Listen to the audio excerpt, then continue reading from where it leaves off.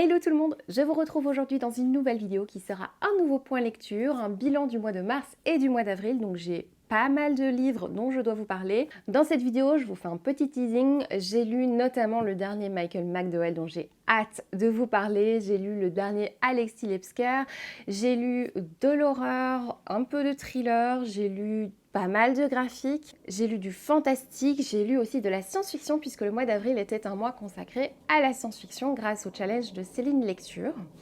Et je vous avoue, j'en ai lu quelques-unes, même si je n'ai pas lu que ça, puisque j'aime bien aussi varier les genres. Donc voilà, c'est parti pour ce nouveau bilan.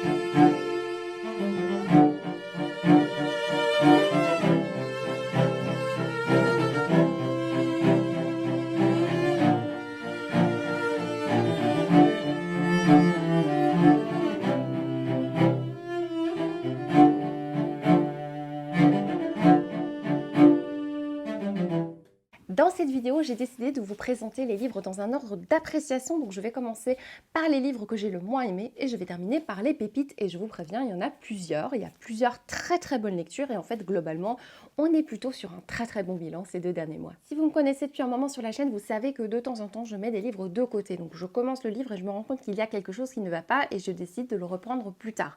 Parfois, le plus tard, ça peut être un an plus tard, mais en général, ce ne sont pas des abandons, ce sont vraiment des livres qui ne me conviennent pas à l'instant T, et ce n'est pas grave, vraiment, ça quelque chose, j'essaie un petit peu de dédramatiser le fait de mettre des livres de côté, parce que ça arrive très souvent en fait que je reprenne ces livres au moment où je suis la plus réceptive, et ça se passe beaucoup mieux. Malheureusement, ces 2 derniers mois, en fait, j'ai décidé de mettre, non pas de côté des livres, mais j'ai décidé de les abandonner. J'ai abandonné 3 livres parce que je me suis rendu compte que, en fait, même si je les lisais plus tard, ça n'irait pas du tout. Le premier abandon que j'ai fait, je crois que c'était au mois de mars, c'est un petit roman que j'avais commencé et pour lequel j'ai eu beaucoup de mal. Il s'agit des Oiseaux du temps, c'est un roman de science-fiction, je l'ai déjà revendu, c'est pour ça que je ne l'ai plus, donc je vous mets l'affiche ici, enfin la couverture. J'ai eu beaucoup de mal avec ce livre parce que c'est un livre déjà, c'est impossible de le résumer, j'ai déjà essayé de le résumer, je n'y arrive pas. C'est un livre dans lequel on va suivre une correspondance entre 2 personnages et dans chaque chapitre, ils sont dans une situation différente. Ils sont c'est même 2 femmes, il me semble, hein. Elles sont dans des situations, dans des époques, dans des mondes différents, donc ça change à chaque fois. Du coup, il y a quelque chose de très obscur, de très nébuleux dans cette lecture qui, moi, me rendait totalement hermétique. Donc c'est-à-dire que on est avec un roman qui est très bien écrit, une très belle prose, c'est même très poétique, il y a pas mal de métaphores, mais le problème c'est que je ne m'attachais à rien dans cette lecture puisque je ne comprenais rien.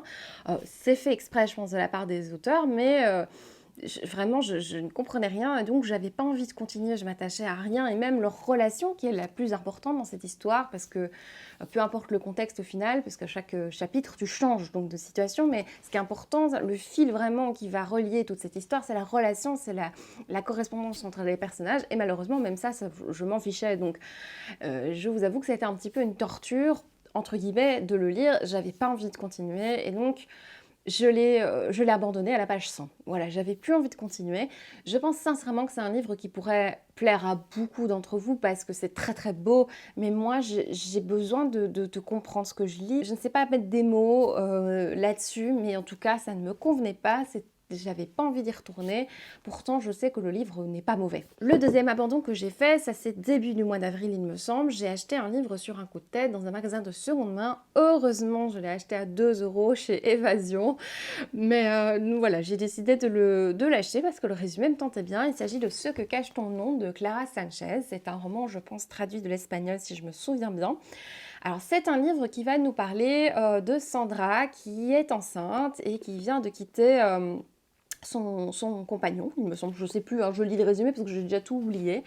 Et donc elle va se rendre sur la côte espagnole, elle va sur la plage et à un moment elle a un malaise et elle va être aidée par un couple de Norvégiens d'octogénaires qui viennent lui porter secours et entre eux va s'installer une petite relation amicale. Donc elle va régulièrement revoir ce couple et ce couple va finir par l'inviter chez eux, par l'aider pour plein de choses et elle va régulièrement se rendre chez eux. Et on se rend compte via un autre personnage que ce couple en fait cache un immense secret et donc on ne sait pas trop dans quoi cette jeune fille va être mêlée, mais il semblerait que ce soit quelque chose d'assez sombre. J'ai eu, comme vous le remarquez, du mal à résumer aussi ce livre-là puisque j'ai déjà tout oublié, mais ce que je ne peux pas oublier, c'est, et ce qui a fait que j'ai abandonné le livre, c'est le style. Vraiment, je n'ai pas du tout accroché, je trouvais que c'était hyper brouillon, je ne sais pas si c'est la traduction qui est juste pas bonne, enfin je suis désolée, parfois je suis un peu méchante, mais vraiment, j'avais l'impression que la traduction était mauvaise ou alors la traductrice, le traducteur a repris le style initial et du coup, c'est très perturbant parce que je trouvais ça très maladroit. Il y avait beaucoup de paragraphes, on passait du coq à l'âne avec des points de vue différents et j'avais l'impression que c'était maladroit et que c'était pas volontaire. Je ne pourrais pas en fait vous faire une analyse hyper critique sur ce livre parce que j'ai pas pris de notes sur toutes les choses qui m'ont dérangée et forcément ma mémoire a oublié ce livre. Donc je ne pourrais pas vous dire exactement tout ce qui m'a dérangé, mais il y a quelque chose dans l'écriture qui ne me plaisait pas. De plus, le livre ne m'intéressait plus du tout. Je l'ai continué en diagonale hein, pour essayer de voir ce qui se passait et je suis contente de l'avoir abandonné. Mais vraiment, moi, c'est dans ce livre, ce qui m'a vraiment dérangé, c'est le style. Il n'y a rien à faire, j'ai vraiment détesté le style. Voilà. J'étais un petit peu triste, hein, parce que j'avais envie de lire du thriller et que j'ai commencé Clara Sanchez et je n'ai pas du tout aimé. Du coup, j'ai commencé un livre qui a été fortement recommandé par Séverine. Elle a fait une vidéo qui recense ses livres préférés autour de la disparition d'enfants et dans cette vidéo, il y avait ce livre-là que j'ai en ma possession. Du coup, ça m'a donné envie de le sortir. Il s'agit des Anges sans visage de Toni Parson. Il s'agit également d'un abandon. Pourtant, la première scène, je l'ai trouvée parfaite. Alors, je vous ai déjà dit, moi, j'ai une très très bonne mémoire en ce qui concerne les circonstances de lecture. Donc, j'ai lu cette première scène, j'étais debout dans le métro avec toutes mes affaires, mais j'avais envie de commencer. Et j'ai lu cette scène et je l'ai adorée. C'était une scène de massacre sur une famille que j'ai trouvée hyper efficace, hyper bien faite, qui te met tout de suite dans le bain. Et je trouve ça chouette quand, justement, dans des thrillers, on a tout de suite une bonne scène qui te met dans le bain. Ensuite, on va suivre le point de vue de Max. Max, c'est un personnage qui est père, célibataire. D'ailleurs, j'ai eu beaucoup de mal à comprendre le contexte. On présente sa fille, mais c'était pas hyper clair que c'était sa fille à lui. Et en plus, sa fille, elle a un nom de chien et il a un chien qui a un nom d'humain, donc je les confondais tout le temps. En plus, il me semble que sa fille est censée être toute petite et elle sort des phrases pas du tout d'un petit enfant. Une phrase un peu philosophique tout d'un coup qu'elle va sortir. Je sais que les enfants peuvent être parfois très surprenants, mais là non, c'était pas possible. Je pense qu'elle a genre 5 ans, si je me souviens bien. Tout d'un coup ça fait tilt, je m'en souviens. Et à un moment elle sort une phrase et c'est là, mais jamais, qui dit ça surtout pas, même à 10 ans, qui dit ça quoi, enfin, je veux dire. Bref, mais c'est pas que ça qui m'a dérangée, c'est que j'avais du mal à m'attacher à ce personnage, j'avais du mal à m'attacher à la situation. En plus, à un moment, ce personnage est intéressé, est attiré par un suspect, un personnage qui fait partie de l'enquête. Truc pas du tout crédible et qui m'énerve. Moi, en général, dans les thrillers, dans les policiers, ça m'énerve quand le flic, la flic est attiré par un suspect ou quelqu'un de la famille du meurtre. Si j'ai envie de lire une romance, je lis les Bridgerton, je lis pas un thriller, quoi. Mais surtout, c'est pas grave quand c'est entre les enquêteurs, ça me plaît même parfois, mais quand c'est vraiment un suspect, ça me dérange. Et ce qui m'a dérangé le plus, c'était une certaine lourdeur dans l'écriture, surtout avec une accumulation d'abréviations. Alors je sais que parfois on utilise des abréviations, vous savez, dans l'univers de la police, dans pas mal de milieux en fait, on utilise des abréviations pour désigner des métiers. Au lieu de dire que c'est l'officier de machin, on te dit c'est le haut de... Enfin bref, j'ai pas d'exemple là, mais ça arrive souvent qu'on utilise des abréviations ou des acronymes pour présenter des métiers, mais là c'était très récurrent avec beaucoup de notes en bas de page et ça alourdissait complètement le texte. Quand c'est les 2 premières pages, je comprends, tu présentes les personnages.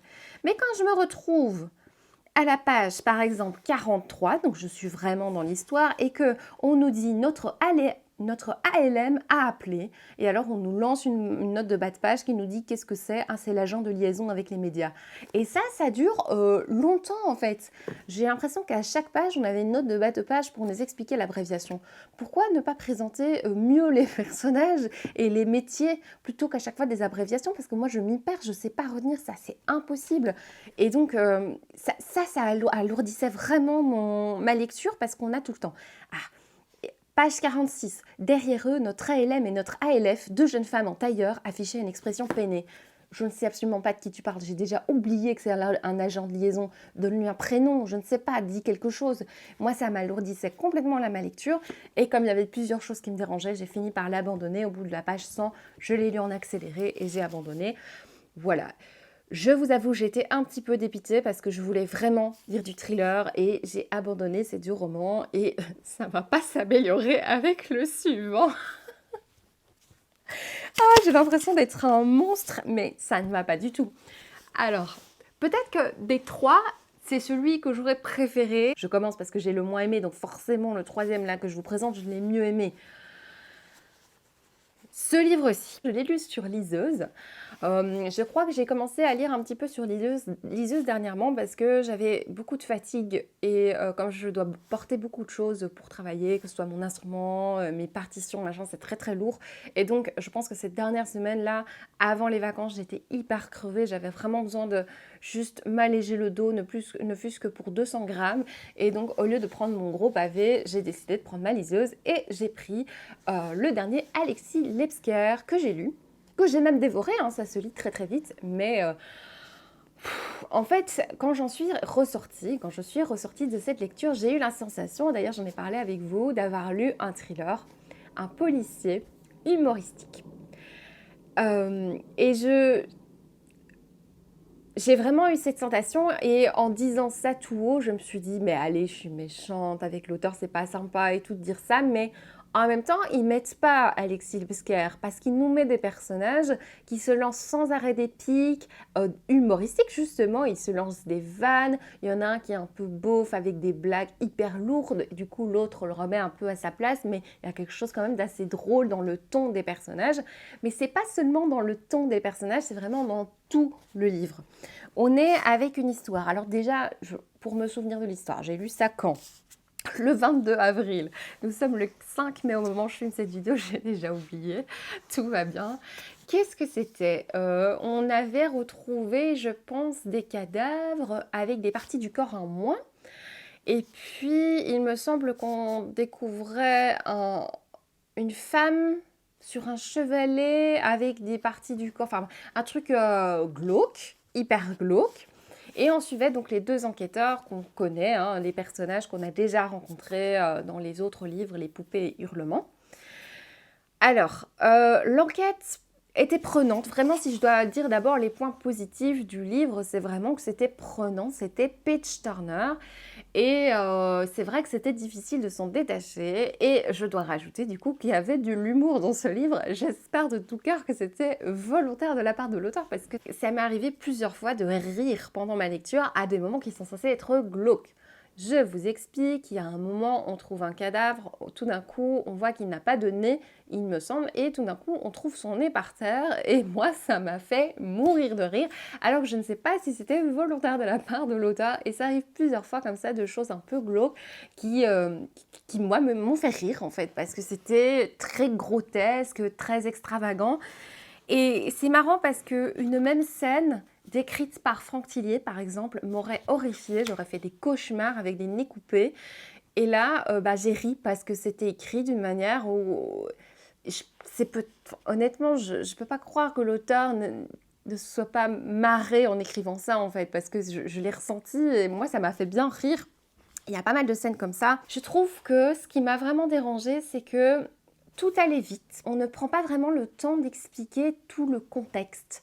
Qui sont les personnages, leur donner un petit peu de saveur, étoffer un peu les personnages en les décrivant peut-être un peu plus. Ça, c'est vraiment ce qui m'a manqué. Alors, Je sais bien que c'est un style, c'est du page turner, c'est du thriller qui se lit vite, du thriller en plus accessible pour beaucoup de gens, que c'est ce qu'on aime, tourner les pages à tout prix pour avoir les révélations, mais il y avait quelque chose de trop dans ce livre. C'était trop, comme les personnages n'étaient pas étoffés, comme le contexte, toutes les situations ont été décrites en une phrase, tout allait très très vite, ben moi je ne m'attachais pas à l'histoire, aux personnages, à la noirceur du récit. Et en plus, l'auteur utilise des mécanismes de narration qu'on utilise beaucoup dans le thriller, qui sont des effets de surprise qui font que tu tournes les pages, qu'à la fin de chaque chapitre ou même à la fin de chaque paragraphe, tu as une petite question et tu n'as pas la réponse et donc tu as absolument envie de lire la suite. Et ici, je trouvais que c'était un peu too much en fait, ce moment où par exemple notre héroïne Mentalo découvre un message et tout d'un coup elle se dit je pense savoir pourquoi il a été tué et puis on passe à autre chose. Et en fait ce genre de mécanisme c'est très efficace mais ça arrive très souvent et du coup ça sonnait très artificiel pour moi et ça m'agaçait plus qu'autre chose parce que ça arrive très très souvent. Moi ça m'a dérangé parce que c'était très artificiel. En gros, tout manque de crédibilité, vraiment. Dans le texte, même dans le jargon scientifique, l'auteur n'a pas forcément utilisé le jargon scientifique qu'on utilise sur les scènes de crime. Je ne le connais pas, mais j'imagine qu'il est plus savant que ce que j'ai pu lire dans le livre. Et du coup, parfois, tout est un peu vulgarisé et ça rend le truc drôle et ça manque, je trouve, de profondeur. Et ça, je n'ai pas retrouvé que dans du Alexis Lebsker, dans les précédentes déjà, j'avais retrouvé ça, mais aussi dans les livres de Mathieu Le Serre notamment. Il y a des livres que j'ai lus l'année passée qui m'ont fait exactement la même réflexion, si ce n'est que ici avec Alexis Lebsker, j'ai ri. Avec Mathieu Le Serre, je pense pas avoir ri, ça m'avait juste dérangé. J'avais reproché ça à plusieurs livres dernièrement, d'être trop rocambolesque, rapide, écrit très simplement. Voilà, écoutez, je vais m'arrêter parce que j'ai l'impression que ça fait très très longtemps que je parle et je n'ai parlé que de 3 livres. Heureusement, les livres suivants, je vais aller assez vite puisque ce sont des graphiques et puis je repasse à des romans, vous allez voir, je vais un peu alterner. Alors, j'ai lu un petit manga qui s'appelle Yotsuba de Kiyohiko Azuma, c'est chez Kurokawa. C'est un petit manga assez mignon qui va raconter l'histoire d'une petite fille de 5 ans qui emménage dans une nouvelle ville avec son papa. Et elle fait la connaissance de ses nouvelles voisines il y en a une qui a plus ou moins son âge et il y en a qui sont plus âgées. Et on va voir un peu les pérégrinations de cette petite fille de 5 ans qui fait plein de bêtises, qui court dans tous les sens et qui fait toujours ce qu'il ne faut pas.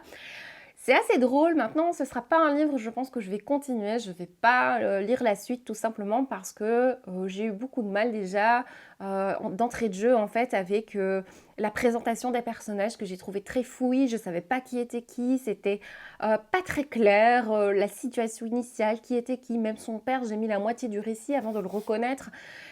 Voilà, il y avait quelque chose qui me dérangeait dans la présentation et du coup si je passe la moitié du récit à me dire attends qui est qui c'est ça, quel âge est là, machin truc, moi ça me gave en fait, j'aime bien quand tout est clair dès le début et donc voilà, j'ai pas très envie de lire la suite. Maintenant si vous me dites que la suite est pépite, que c'est génial, peut-être que je lirai, mais toujours est-il que je pense que ce premier tome est déjà sur mon compte Vinted en vente.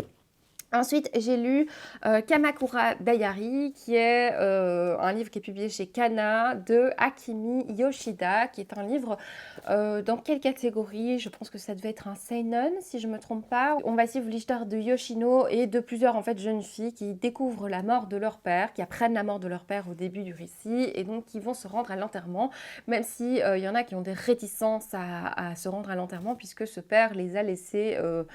les a un peu abandonnées quand elles étaient toutes petites. Elles ont toutes eu une relation très différente à leur père. Il y en a une qui vénérait son père, mais une autre qui le déteste. Enfin voilà, il y a pas mal de relations. C'est un livre du coup qui va parler de beaucoup de thématiques, notamment autour du deuil, pas mal de rancœur, la rencontre avec la nouvelle famille du père, pas mal de choses. Et on a un personnage un peu plus solaire qui apparaît dans le livre, qui est la petite fille, qui est une fille de ce père et qui va faire connaissance avec nos héroïnes. Alors j'ai bien aimé ma lecture, mais je vous avoue, je n'ai pas du tout envie de lire la suite. Je ne pourrais pas développer pourquoi, mais ça m'a pas plu plus que ça. Je n'avais pas forcément envie de découvrir ce qui va se passer avec ces personnages. Voilà, je l'ai mis en 16e position parce que, il faut bien que je fasse un classement, mais c'est un peu la même chose que pour Yotsuba.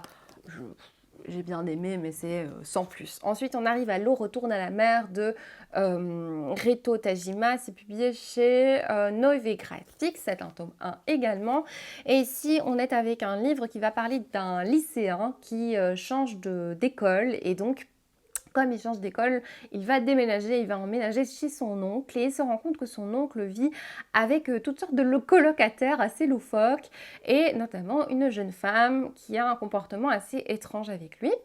Et en fait, ce livre va parler de secrets de famille, c'est pour ça que je l'ai acheté d'ailleurs. Et notre héros, je ne sais plus quel âge il a, mais il va découvrir qu'effectivement, il y a un grand secret de famille qui se cache et il a envie d'en savoir plus. Et donc, il y a cette question, est-ce qu'on doit dire à un petit garçon un secret qui risque de le blesser ou est-ce qu'on doit le préserver?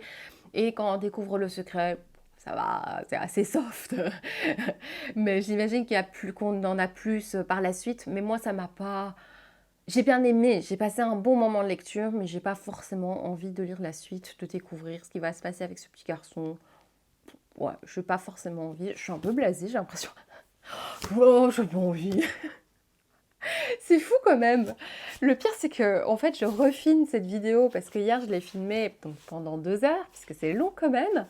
J'ai filmé pendant 2 heures et je me suis rendu compte que ça n'a pas enregistré sur ma carte. Et donc, j'ai, après une grosse crise de nerfs, je vous avoue, je me suis dit, mais en fait, le pire, c'est que j'avais super bien filmé, j'étais super fière de moi, j'étais hyper optimiste. Et c'est même possible que hier, quand je l'ai présenté, j'ai dit, oh, je lirai bien la suite. Mais là, je suis vénère. En fait, je veux pas lire la suite. Ça n'a rien à voir. Je me fais rire parce que je pensais pas avoir dit la même chose hier. Avant de parler d'un roman, je viens encore vous parler d'un graphique. J'ai lu le tome 1 du Gardien des Cités Perdues en version graphique, donc qui est, je pense, la première partie du tome 1, donc du fameux roman du Gardien des Cités Perdues de Shannon Messenger. Alors, mon avis sur ce graphique va rejoindre énormément mon avis sur le roman, Le Gardien des Cités Perdues, mais comme je l'ai lu il y a des années, je me doute bien que vous nous avez oublié mon avis sur ce roman, ce qui est normal puisque je pense que j'en ai parlé il y a des années quand il est sorti, ce tome 1, et que je vivais dans un autre appartement. Il y a 2 appartements, il me semble, et en plus, je parlais encore de beauté sur la chaîne, donc ça date. En gros, Gardien des Cités Perdues, c'est l'histoire de Sophie, qui est une petite jeune fille qui a 12 ans, il me semble. C'est une fille qui est très douée, qui a une mémoire photographique et qui surtout est dotée d'un pouvoir particulier puisqu'elle peut entendre les pensées des gens. C'est un pouvoir qui la fait fort souffrir parce que franchement, c'est pas gai d'entendre ce que les gens pensent. Franchement, ce serait le pire pouvoir qu'on pourrait me donner, quoi. Je suis bien contente dans mon déni de ne pas savoir ce que pensent les gens. Bref, elle a ce pouvoir et au début du livre, elle est dans un musée des sciences naturelles avec sa classe. Elle a d'ailleurs passé 2 ans ou 1 an. Elle est dans une classe avec des plus grands, donc ça se passe pas très bien. Elle se fait un peu mal mener en plus à l'école par les autres. C'est pas cool pour elle. Franchement, la situation initiale est pas cool, même si elle est plutôt heureuse avec sa famille. Et en fait, dans ce musée des sciences naturelles, elle va rencontrer un jeune garçon qui s'appelle Finn, un beau jeune garçon qui va lui annoncer qu'elle est en fait une fée. Non, une elfe, la fille qui a rien compris, et qu'elle est une elfe et qu'elle vient d'un autre monde, et donc très très vite en fait, comme ça, pouf, elle va arriver dans cet autre monde, elle va laisser de côté ses parents, paf, on les oublie quoi, et donc elle va découvrir une école pour apprendre à être une elfe, pour apprendre des pouvoirs, donc il y avait ce côté, c'est vrai, quand je l'avais lu à l'époque, donc il y avait ce côté dans ce roman très Harry Potter, parce que nouvelle situation, avec une école de magie, avec parfois des professeurs un peu méchants, notamment un professeur de potions. Il y a également un professeur, il me semble, de potions, qui est une femme dans ce livre aussi. Et il y avait pas mal de similitudes avec Harry Potter, qui, moi, je me souviens, à l'époque, m'avait pas tant dérangé que ça, mais c'est vrai que c'est assez flagrant, surtout que ça allait très très vite. C'est en fait, à nouveau, comme pour Alexis Lefsker, l'autrice allait très vite sur toutes les situations. Par exemple, la situation initiale était vite rédigée, et puis on passait déjà à autre chose. Sauf que je trouve très important de développer la situation initiale pour s'attacher au personnage et mieux comprendre son ressenti. Et moi, ça me manquait en fait, cette situation initiale, cette jeune fille qui vivait avec ses parents, puis en fait qui devait abandonner ses parents. Elle pouvait plus les voir, elle devait leur dire au revoir. Alors oui, il y a un moment où elle est déprimée, mais ça passait très vite dans le récit. Elle passait vite à autre chose, elle tombait amoureuse, vite fait, là, pouf.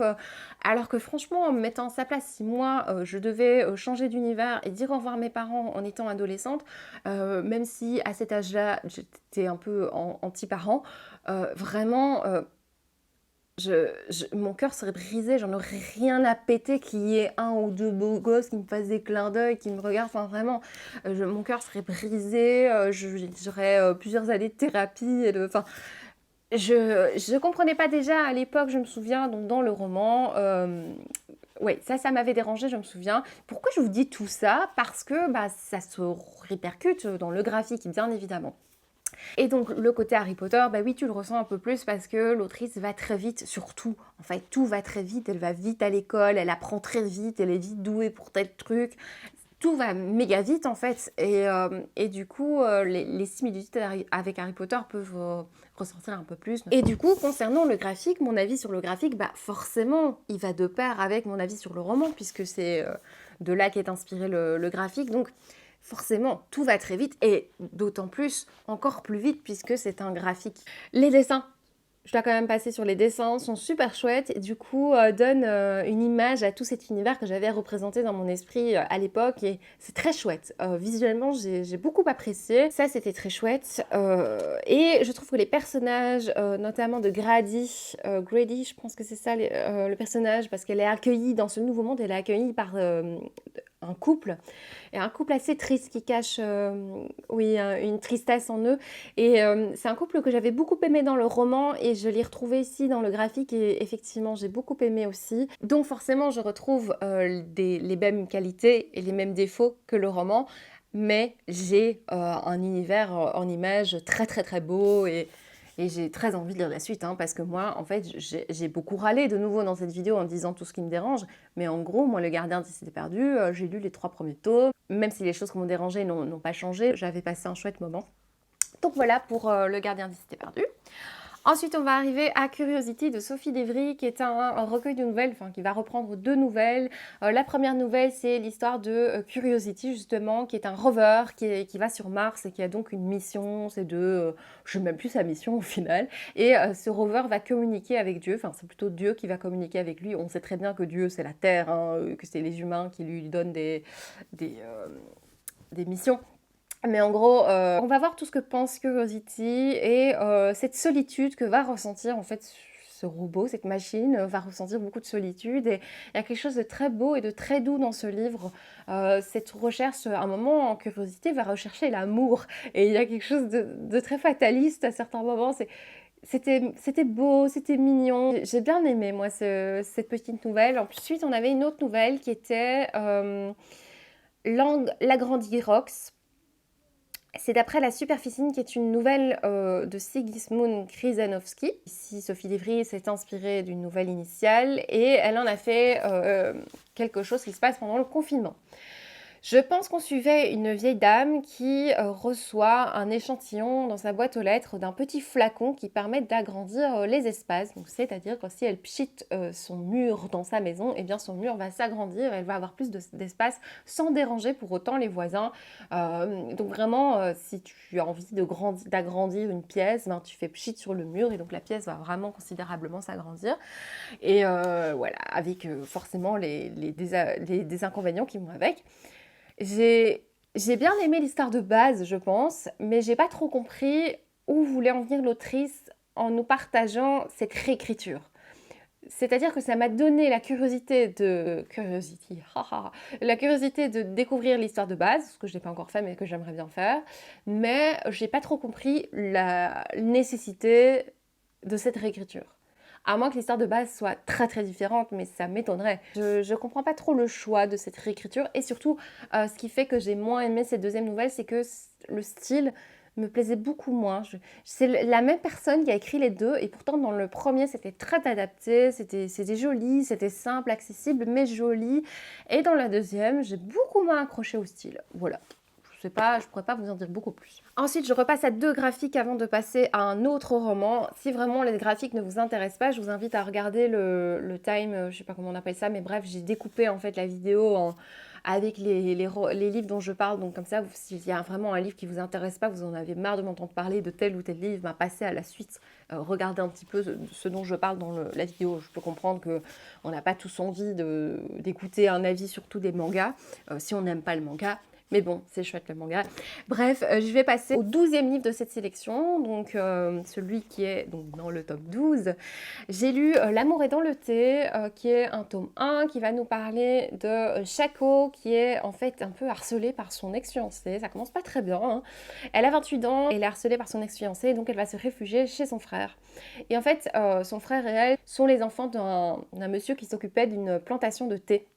Et donc, forcément, le fils reprend la plantation de thé. Sauf que quand elle arrive chez son frère, elle se rend compte que le fils ne fait rien du tout et qu'il a donné à un de ses amis le travail de s'occuper de cette plantation de thé. Et cet ami vit chez le frère de notre héroïne. Oh là là, de nouveau, la folie de faire des bons résumés ici. Donc elle arrive chez son frère, elle voit pas vraiment son frère au final, elle voit surtout ce monsieur qui s'occupe de la plantation de thé, et il vit pas tout seul, il vit avec sa petite fille, et entre elles, ça allait une chouette petite relation, c'était très mignon.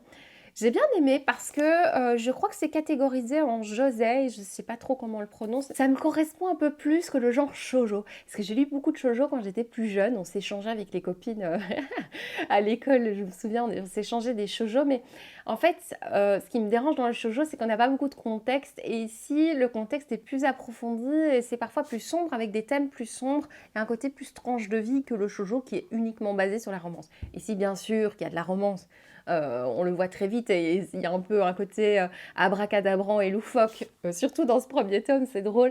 Mais c'est vrai qu'on a quand même le contexte initial, on a ce côté, elle est harcelée par quelqu'un, enfin c'est assez sombre, on a ce côté mignon de relation avec la petite fille.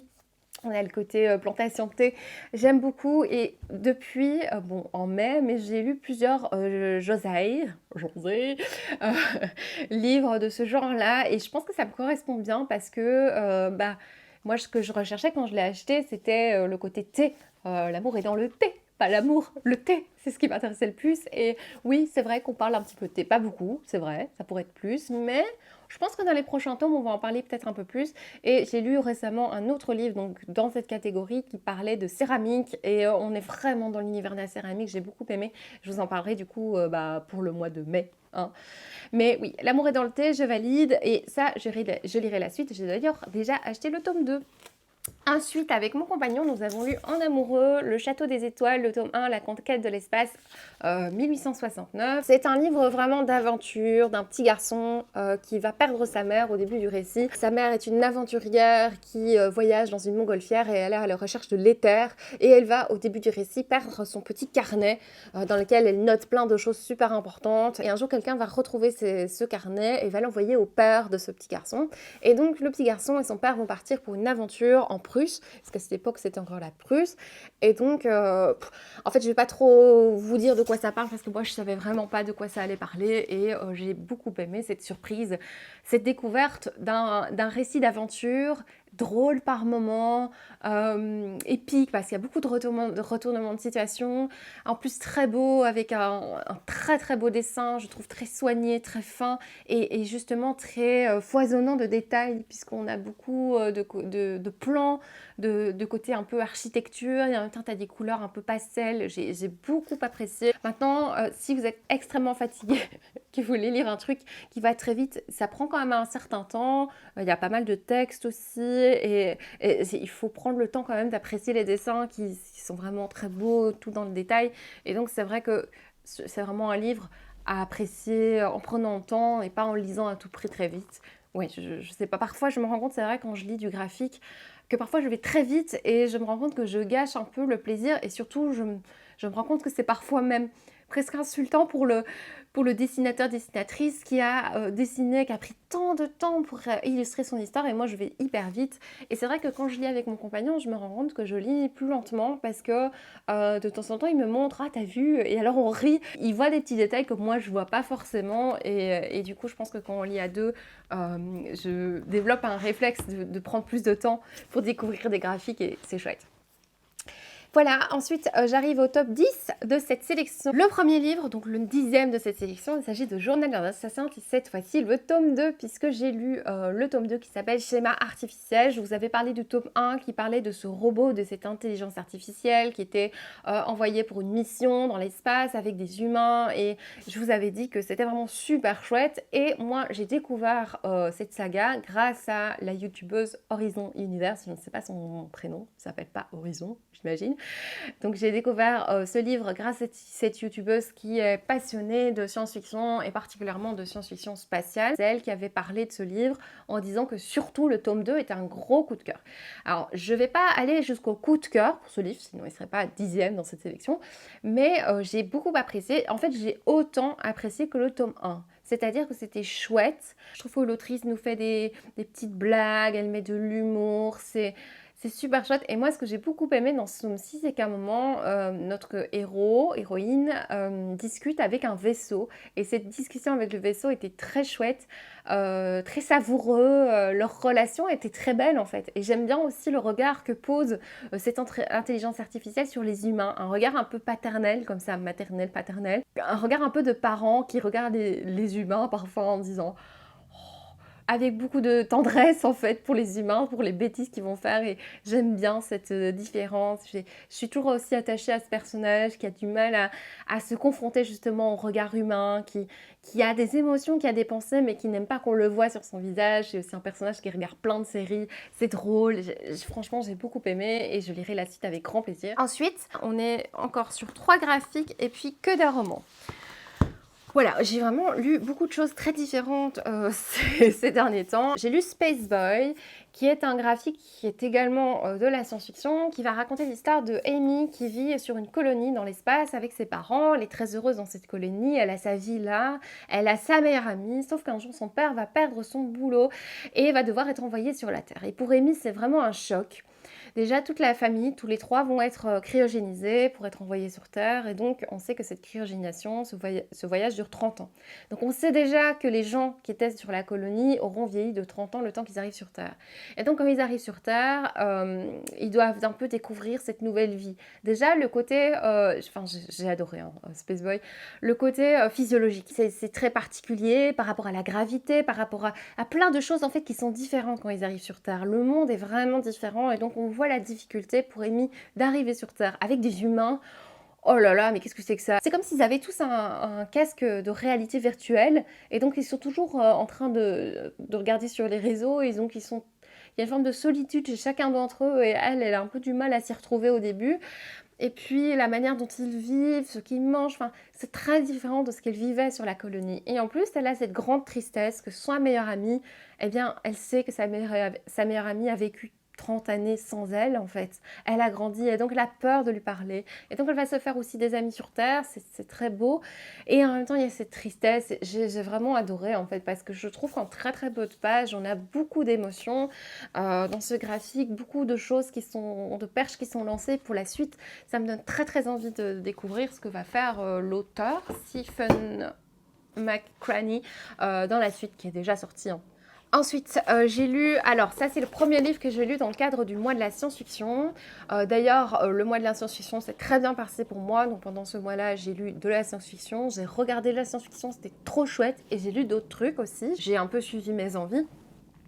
Et le premier livre avec lequel j'ai commencé ce mois de la science-fiction, c'était un livre hyper soft pour commencer le mois de la science-fiction. C'était, je pense, la manière la plus soft. Même pour ceux d'ailleurs qui n'ont jamais lu de science-fiction, c'est bien de commencer par un truc ultra soft et puis d'y aller progressivement, et genre commencer par ça puis continuer avec ça.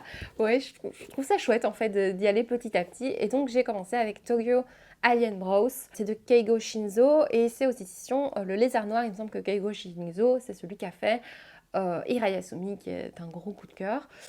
Alors, ce livre, pourquoi c'est de la science-fiction? Parce qu'on va suivre deux extraterrestres qui arrivent sur Terre pour regarder un petit peu comment vivent les humains. Et donc, ces deux frères, on va voir leur regard en fait sur les humains, sur la manière dont vivent les humains. Et donc, c'est assez drôle et assez savoureux en fait de suivre dans le regard d'extraterrestres des choses que font les humains. Et il y a beaucoup de moments où ils se disent mais pourquoi ils font ça?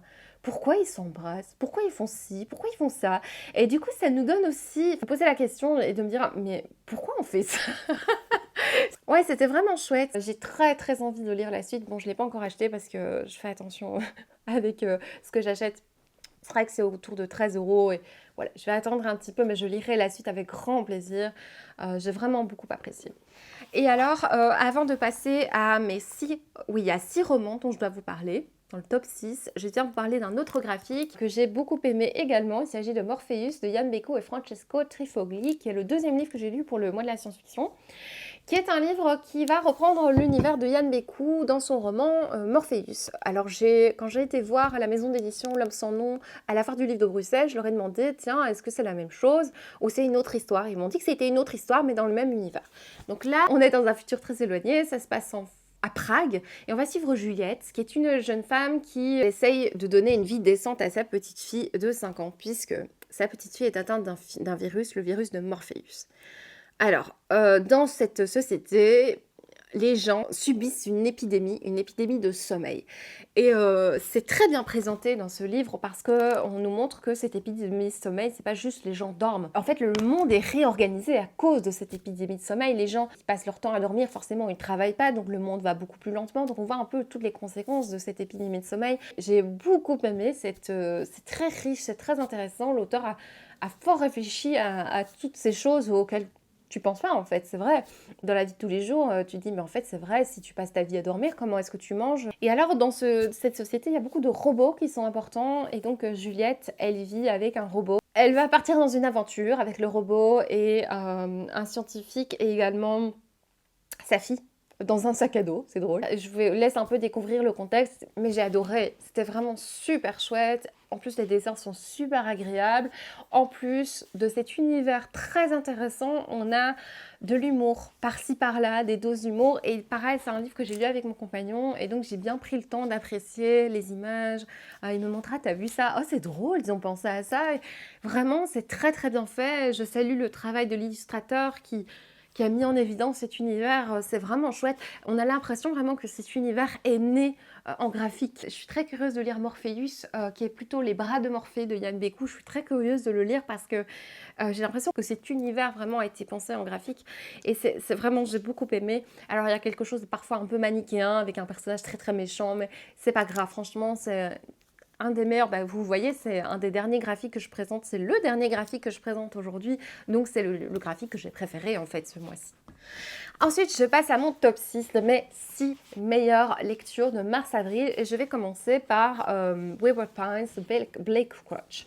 Alors, je l'ai hyper écorché, je vais recommencer. Donc, j'ai lu le tome 1 de Wayward Pines de Blake Crouch, ça fait pas beaucoup mieux.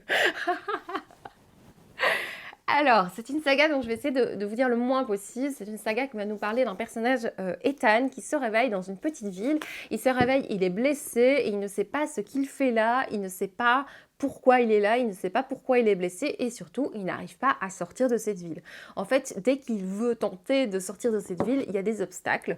À un moment, il va à l'hôpital pour se faire soigner. Les gens sont super bizarres, ils répondent pas à ses questions. Enfin, c'est vraiment très étrange. C'est très très chouette. Alors, moi, j'ai beaucoup aimé.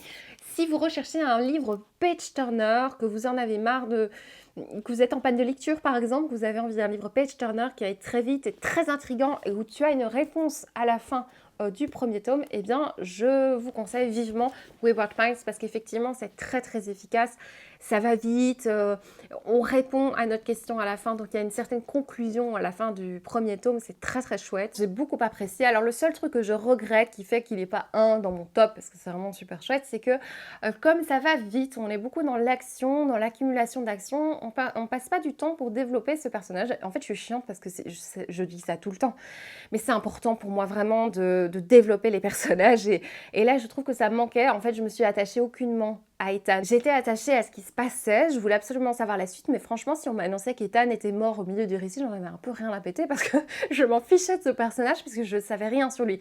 En même temps, vous allez me dire, mais au début, on ne sait rien sur lui, de toute façon, puisque lui-même a oublié, enfin... mais je sais pas, il y a quelque chose qui manquait dans le personnage, dans la description du personnage, mais je dois quand même vous dire que je suis en train de lire le tome 2. Je suis à 40% sur liseuse d'ailleurs. Je suis en train de lire le tome 2 et en fait on est sur quelque chose de très différent.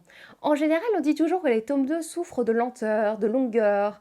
Et en fait ici le fait que le tome 2 soit plus lent, parce que c'est également le cas pour Wayward Pines, le fait qu'il soit plus lent c'est un atout pour le livre. Parce que du coup dans le tome 2 on passe beaucoup plus de temps avec les personnages, c'est plus calme et du coup on apprend à les connaître et on s'y attache.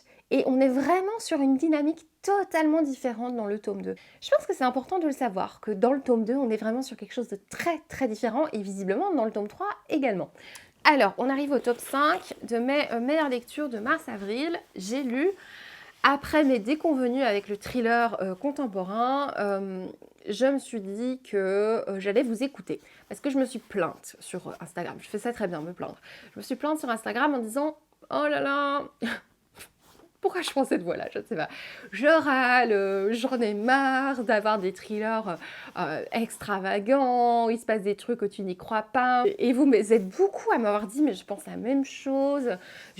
Vraiment, il y a beaucoup de livres à l'heure actuelle qui sont comme ça. Pas tous, bien sûr, heureusement, mais il y a beaucoup de livres comme ça qui veulent à tout prix aller vite, te surprendre, absolument, te mettre dans la rapidité et ne prennent pas le temps. Et justement, l'une d'entre vous, je suis vraiment désolée, je ne me souviens plus de ton pseudo, mais l'une d'entre vous m'a dit, eh bien moi, j'ai lu dernièrement des romans policiers espagnols et je les ai adorés. Et en fait, elle m'a donné 2 titres de policiers espagnols que je connaissais bien évidemment, mais que je n'avais pas encore lus. Et donc, j'en ai commencé un peu curieuse, je ne savais pas trop dans quoi je mettais les pieds. Et en fait, dès le début, j'ai été prise par la main dans cette histoire et j'ai adoré. Donc j'ai lu Reine Rouge sur liseuse, du coup, c'était cette fameuse semaine où je souffrais du dos. J'ai lu donc Reine Rouge et j'ai adoré. Déjà, en fait, dès les premières lignes, dès la première page, on avait un contexte, on avait une mise en situation avec des descriptions efficaces. J'ai pas besoin que la description dure 3 pages. J'ai juste besoin qu'elle soit suffisante pour m'imaginer les choses. Dès le début, j'y étais. J'étais avec John, qui est un inspecteur de police, John, qui va faire une bêtise au début du récit. John, qu'est-ce qu'il va faire pour sauver une prostituée à laquelle il s'est attaché?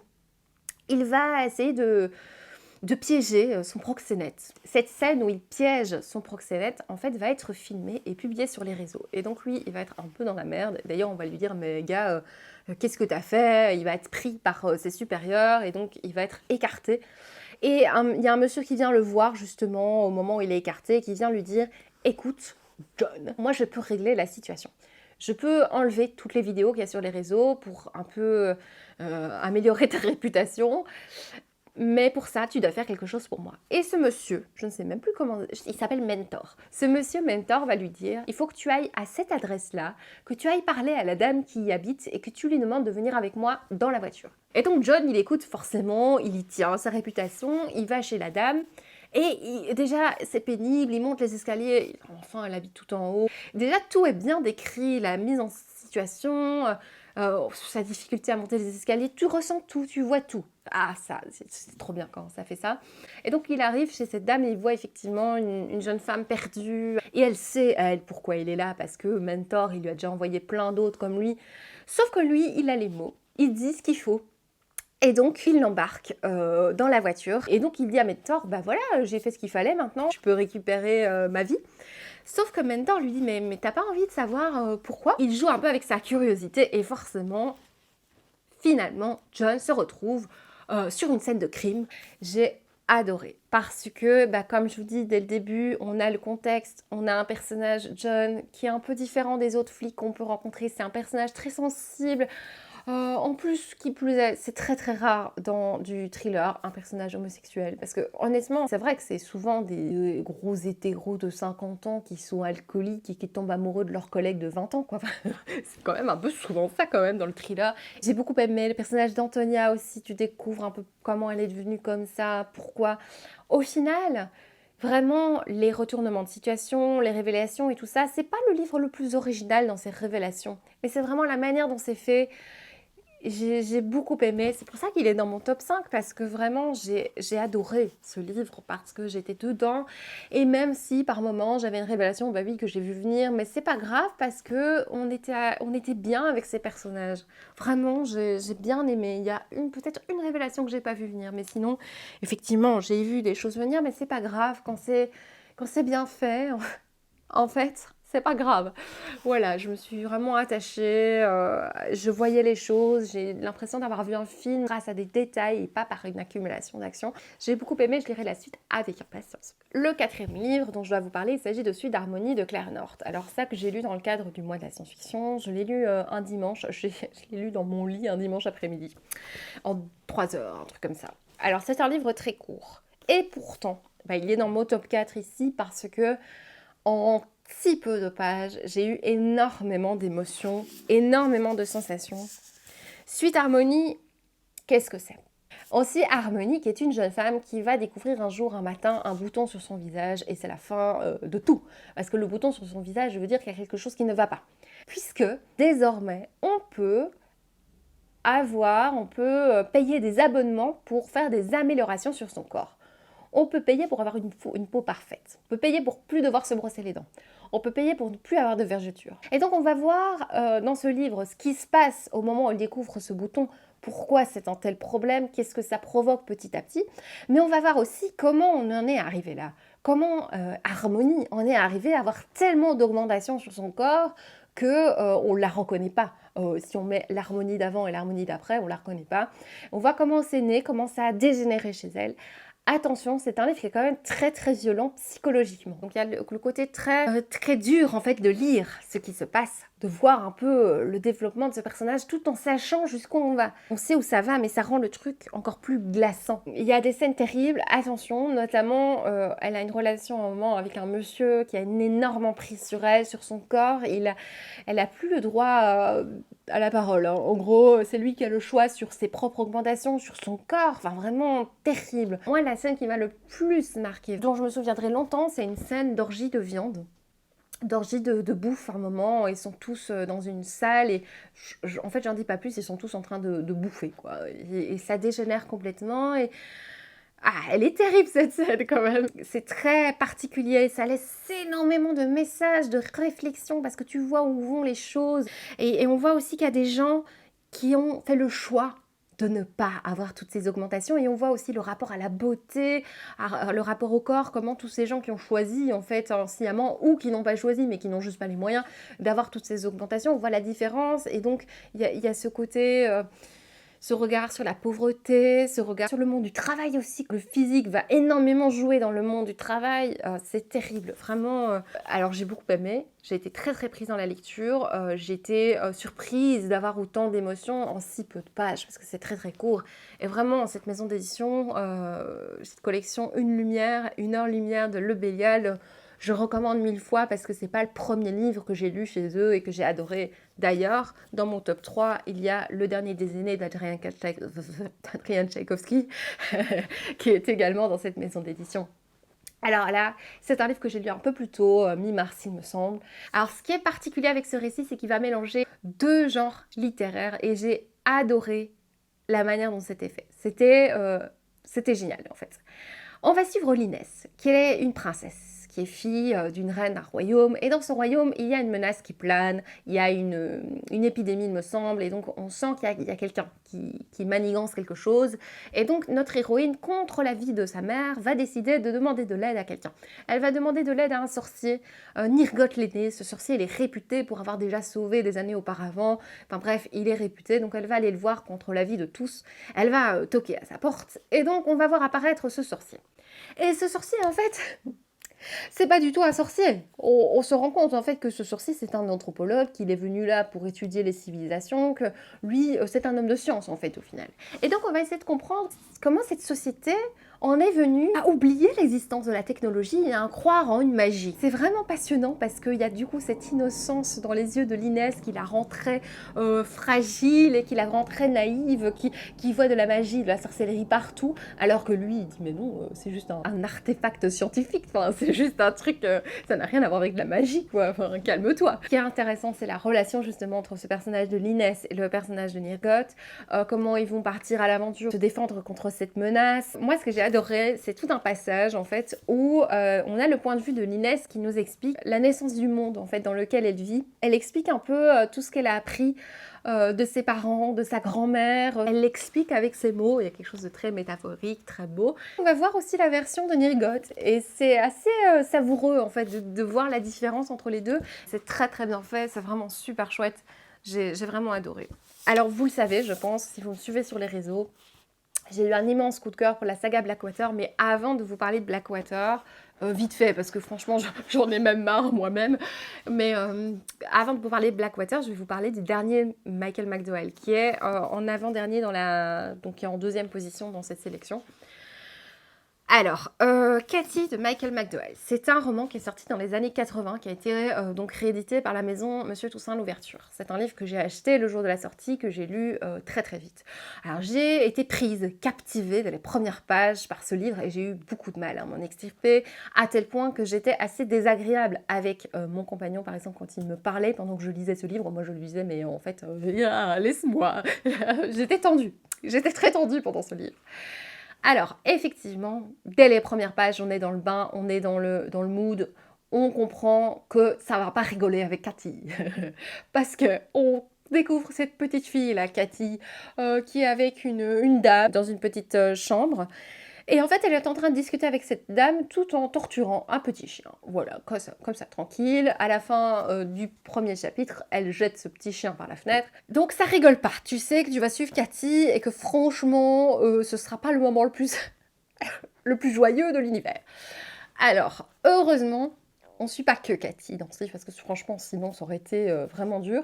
On suit pas que Cathy, on suit aussi Philomena. Philomena, c'est un petit peu le rayon de soleil de ce livre. C'est une petite jeune fille qui vit avec sa maman. Philomena, elle se rend compte que bientôt, sa maman risque de perdre son boulot. Pendant ce même chapitre, elle reçoit une lettre de son grand-père à qui elle n'a jamais parlé. Son grand-père lui demande de l'aide. Il lui dit « J'ai une fortune, moi, ici. » Et j'aimerais bien que tu en hérites. Sauf que là, je suis un petit peu dans une situation embêtante puisqu'on me séquestre et il faut que tu viennes me sauver. Ça commence comme ça, notre histoire. Philomena va partir à l'aventure pour retrouver son grand-père et donc pour hériter d'une riche fortune. Ce livre, ça va être vraiment une alternance entre le mauvais karma de Philomena et le bon karma de Philomena, parce qu'elle va accumuler chance et malchance. On va parler de bonté et de malveillance pure. Autant le personnage de Philomena est un personnage un petit peu plus nuancé. C'est pas seulement une petite oie blanche, elle a aussi des petits défauts par-ci par-là, elle fait des choix parfois pas toujours bons. Mais autant Cathy, mais aussi ses beaux-parents, c'est des personnages très très malveillants. En plus, c'est des personnages très bêtes.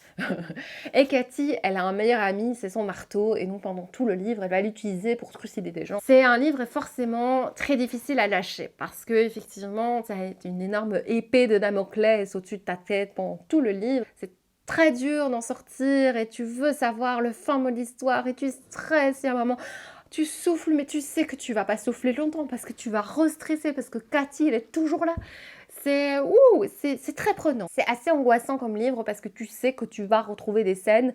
Alors, c'est pas d'horreur, mais plutôt des scènes dégueulasses, quoi. Des scènes où Cathy, elle tue des gens et elle kiffe ça. Et voilà, il faut aimer l'hémoglobine, il faut aimer ce genre de choses. Alors, si je dois être honnête, ce n'est pas le livre le plus original de l'univers parce que tu peux voir venir beaucoup de choses, il y a beaucoup de choses un peu rocambolesques. Si je devais mettre des livres plus originaux, je mettrais ces deux-là en fait dont je viens de vous parler. Je l'ai mis en deuxième position parce que ce livre m'a vraiment prise au trip, m'a plus peut-être marqué, m'aura plus stressée. J'avais cette boule au ventre, vous savez ce nœud au ventre, la gelée de nouveau, ça demande ce nœud au ventre qu'on a quand on lit ou quand on voit un film, eh ben je l'avais tout le temps quoi. Dès la première page j'étais là. oh là là là là, il faudra que je prenne un peu de Xanax là, parce que ça ne va pas aller. Jusqu'à la fin du livre, t'es stressé quoi. Tu peux pas ne pas stresser pendant ce livre. Et alors, si je dois comparer un peu Blackwater et Cathy, bah une des raisons qui fait que Cathy, je le présente avant Blackwater, c'est que peut-être qu'il m'aura moins plu, un chouïa moins, parce que dans Cathy, on apprend à connaître le personnage par ses actions plus que par l'introspection. Tout va vite, on a beaucoup d'actions, beaucoup d'accumulation d'événements. Autant dans Blackwater, eh bien, ça va plus lentement. On a plus le temps de développer et donc on s'attache plus à ce que ressentent les personnages, à ce qu'ils vivent, plus qu'à ce qu'ils font. En tout cas, c'est mon ressenti toujours. Hein. Voilà, ça c'est Cathy. J'ai l'impression d'en avoir très mal parlé. Si ça vous intéresse, j'ai fait un réel sur Instagram et sur TikTok d'ailleurs, dans lequel je parle de ce livre et peut-être que j'en parle mieux.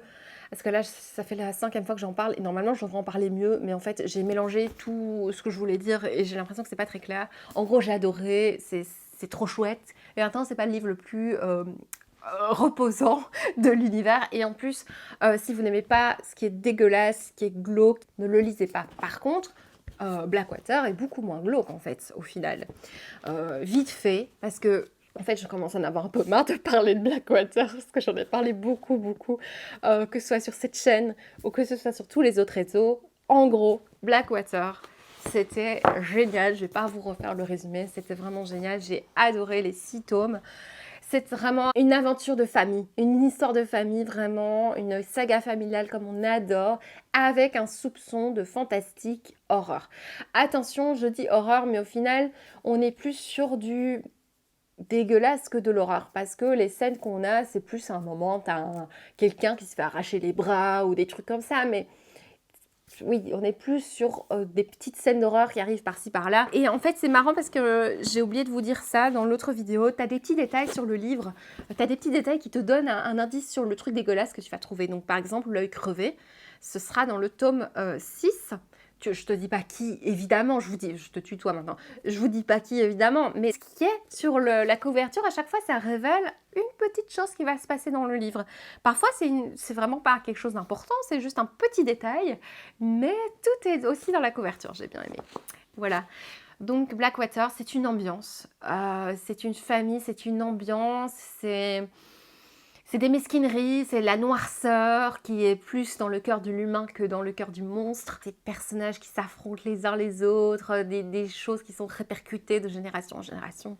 C'est très moderne, je trouve, pour l'époque à laquelle ça a été écrit. C'est passionnant, Blackwater, je vous le conseille 1000 fois. Maintenant, sachez qu'il y a certaines scènes, notamment il y a un abus, même sur une femme. Qu'est-ce qu'il y a d'autre j'ai déjà oublié parce que forcément, moi, c'est pas le truc que je retiens le plus. J'en dis pas plus. C'était génial. Écoutez, voilà, c'est tout pour ce point lecture. J'ai parlé de ces 18, même un peu plus, puisqu'il y avait toute la saga, en fait, Blackwater. J'ai fini de parler de tous ces livres. Je suis contente. J'espère vraiment que cette vidéo vous aura plu. Moi, en ce moment, je suis dans un mood un peu bizarre. C'est-à-dire que je suis prête à me lancer dans le mois de la fantasy organisé par Steph de Piketty. Mais comment vous dire que je suis en vacances, du coup je suis toujours avec mes livres autour de moi et j'arrive pas à choisir en fait une lecture. En plus, j'ai envie de lire aussi du thriller, donc je pense que je vais faire un mois du Trithésie. Donc je vais lire mi-thriller, mi-fantasy, un truc comme ça. Mais comme j'arrive pas à choisir, c'est un peu compliqué. Donc je me demande, en général, quand ça m'arrive, ce genre de choses, où j'arrive pas à choisir tellement plein de choses me donnent envie, bah je lis un graphique. Donc je crois que c'est ce que je vais faire là prochainement. Voilà, n'hésitez pas à me dire ce que vous avez lu récemment. N'hésitez pas à me dire si vous avez lu l'un des livres dont j'ai parlé. Je vous fais de gros bisous et je vous dis à bientôt. Ciao!